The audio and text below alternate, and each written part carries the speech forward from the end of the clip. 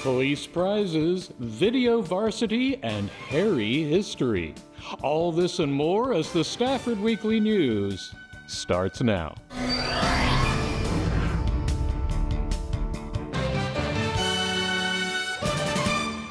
Welcome to the Friday, May 30th edition of the Stafford Weekly News. I'm Randall Williams. Stafford PD recently won an award for the third year running, and it's for something that's all but invisible to the civilian eye, but vitally important: policies and procedures. It's May 21st, 2025, and the Stafford Police Department has a special announcement at the City Council meeting. What this is, we received an award from Lexipol. So Stafford Police Department now stated that we recognize that Lexipol has recognized us in police management and training in 2024. So this award is the third year in a row that we've received this award from Lexipol. Lexipol is a policy management software that is nationally renowned for their product that helps agencies maintain robust policy, do policy management, provide high quality training, and really it's fundamental to the effectiveness of the Stafford Police Department operations. And it also reflects our unwavering commitment to public service. So this recognition from Lexipol affirms our dedication to the continuous advancement in professional excellence and operational safety for the police, the men and women for the Stafford Police Department. It definitely allows us, or it shows by receiving this award, that we are operating within the boundaries of the law, and every time the law changes, policy changes, we're staying on top of that. Lieutenant Ward over here is fundamental in pushing out what we call daily training bulletins, and every month we push out the daily training bulletins, which he can tell you a little bit more about what they are about. Captain asked me to cover what's called the daily training bulletins, which is it's a subsection of the overall blanket of the Lexipol software. Basically what it is how can I put this in a way for everybody to understand? Nobody generally likes to read just black and white policy. Generally, people learn best when it's scenario driven, or they can draw from some sort of case basis. So that's what Lexipol has developed. There's scenarios that are curtailed to specific policies that are applicable right here in the city of Stafford, and it gives the officer a scenario. They use very generic names, so nobody's dimed out, for any right or wrong. But it's a way to immerse an officer into a scenario. It allows them to read it, make a judgment decision. Then they flip to the next page, and they have to answer a question. If they get it right, kudos, they move on to the next one. If they get it wrong, they get to go back to the page before, reread the policy, key in on the key topic points for the policy, and then go back and attempt to take the quiz again. So it's a great way to make sure that we are giving our officers recurring policy training in the most effective and efficient manner. And it also makes learning a little bit fun for them. But overall, without proper policy and proper policy management, you're not going to run a successful department, and those are the boundaries that we operate within, and we're proud of them. For Stafford Weekly News, this is Randall Williams. Award time next. We've told you about SMSD's esports before, and yes, that is about playing video games. We talked to the team's coaches, and they make the case for esports, creating the same social benefits as old school athletics.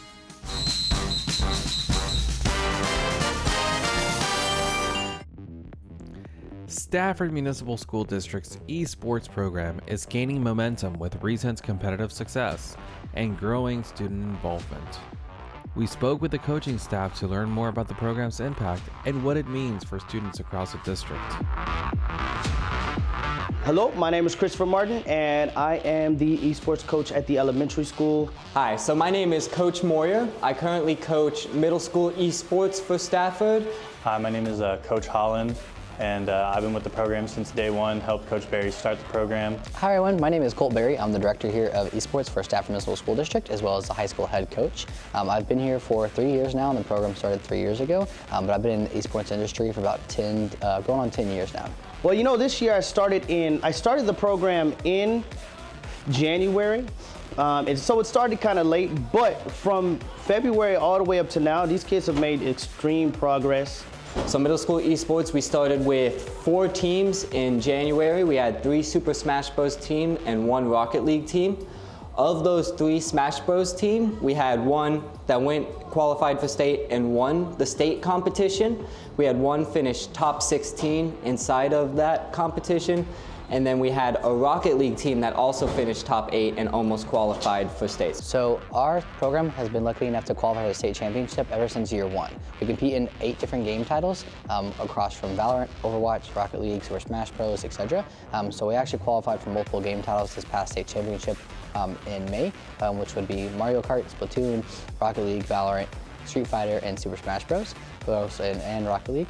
So we're actually really blessed to have a lot of talented kids here that we actually do really essentially well in Houston, as well as in the statewide.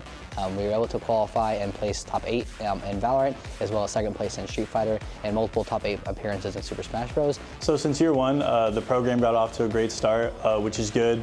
Obviously we had some expectations, but we didn't want to make them too high. The main thing was just getting a program built that felt safe for a lot of the kids that were joining. So the parents could trust us with their students, obviously, because they're staying after school. We're going on some trips.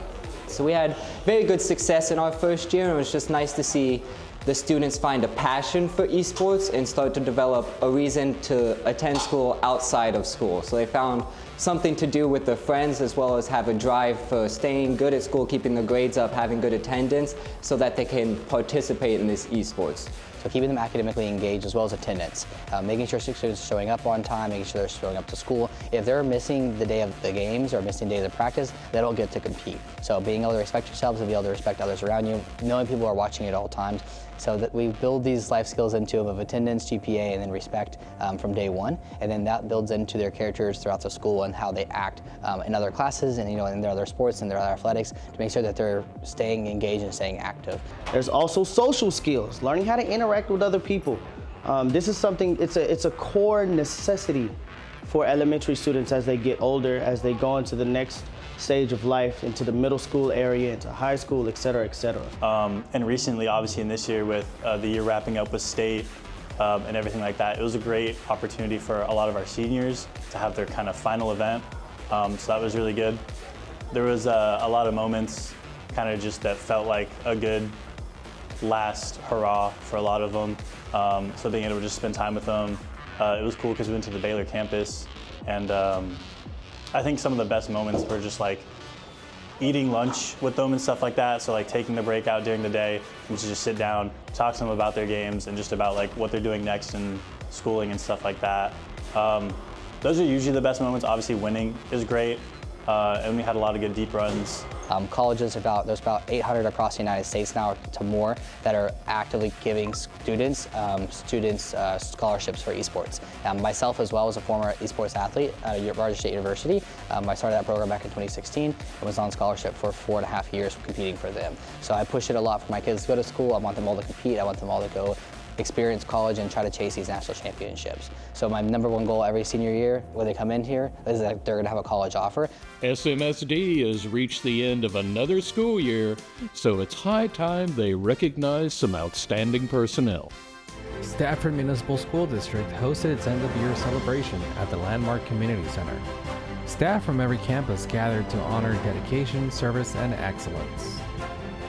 Employees were recognized for multiple years of service, while retirees were also celebrated for their lasting contributions to the district. Special recognitions were awarded along with Department Personnel of the Year in Child Nutrition, Operations, Transportation, and Technology.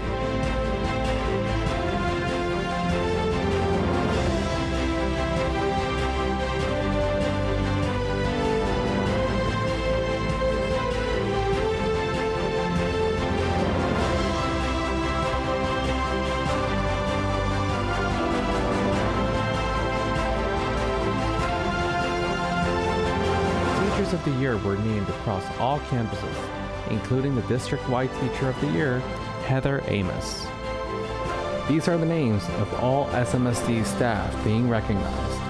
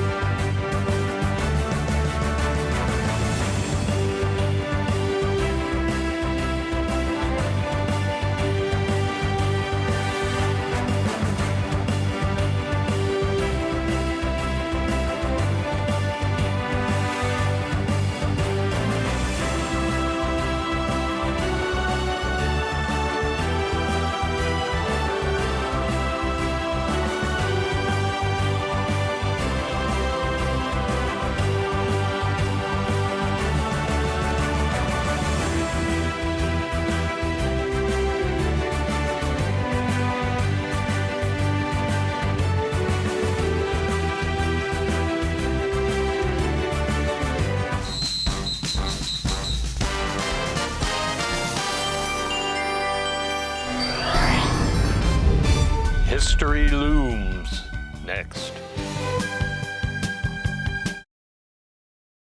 Black History Month was back in February, but that's no reason to stop there. The current exhibition at the Houston Center for Contemporary Craft brings us a wealth of history from a perspective you probably didn't expect.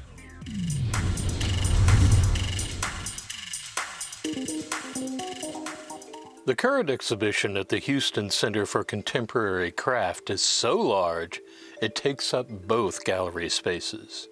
Sonia Clark's We Are Each Other. Sonia Clark, We Are Each Other is a retrospective of the incredible artist Sonia Clark, who traverses fiber and other media. It is the only survey that is specifically focused on her social practice and community-based artwork. Every single artwork in this exhibition is a collaboration. It spans 30 years, and it was co-organized by the High Museum of Art in Atlanta, the Museum of Art and Design in New York, and Cranbrook Art Museum around Detroit.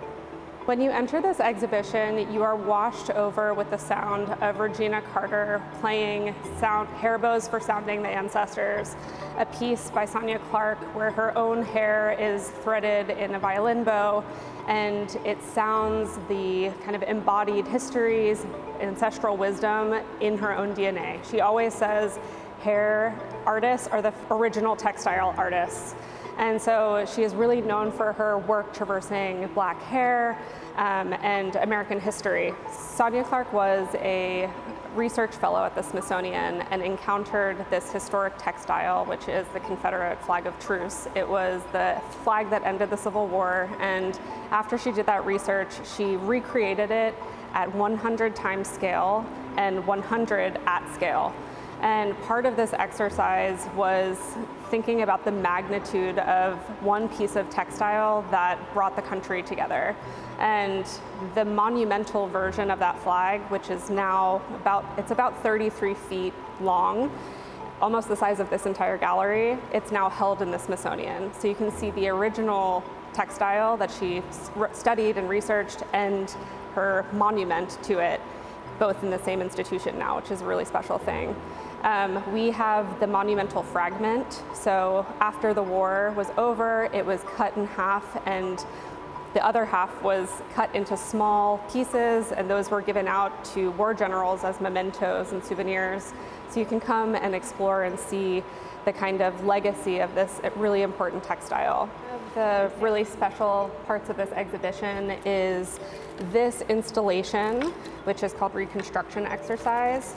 Visitors are invited to weave and add to an 11-yard scroll of this historic textile. It's a waffle weave pattern. It is a 6 harness pattern, and it's actually quite a complicated pattern, and of course the historical resonance makes it even more interesting.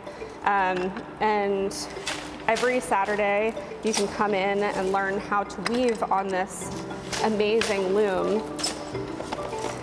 It's a bit like playing music, where you have pedals and you pass the thread back and forth to create this incredibly complex pattern. In this installation lesson plan, Sonia Clark is inviting visitors to make a rubbing of the Confederate truce flag. So she has this historical textile, which is housed in the Smithsonian Museum of American Art, etched into the wooden face of the desk. And you just rub this crayon across the surface, and it reveals all of the incredible textures of the textile. And you can bring this home and hang it on your wall. So you can take a piece of the exhibition home with you. This is only one half of this expansive exhibition. The other half of it is just a few blocks away at Houston Museum of African American Culture. There you can see the companion works, including a 1,500 square foot tapestry of constellations, the Haircraft Project, and her longest running participatory art project, the Beaded Prayers Project. So please visit both sites and really immerse yourself in this amazing artist's work. For Artbeat, this is Randall Williams.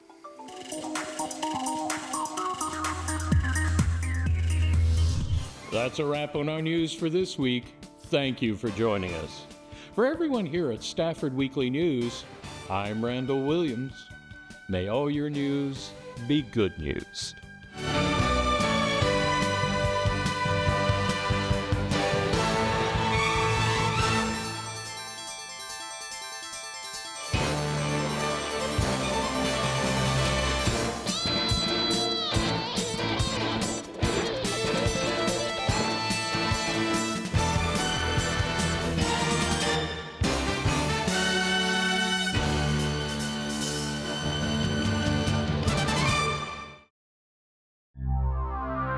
This program was produced on the Stafford campus of Houston Community College.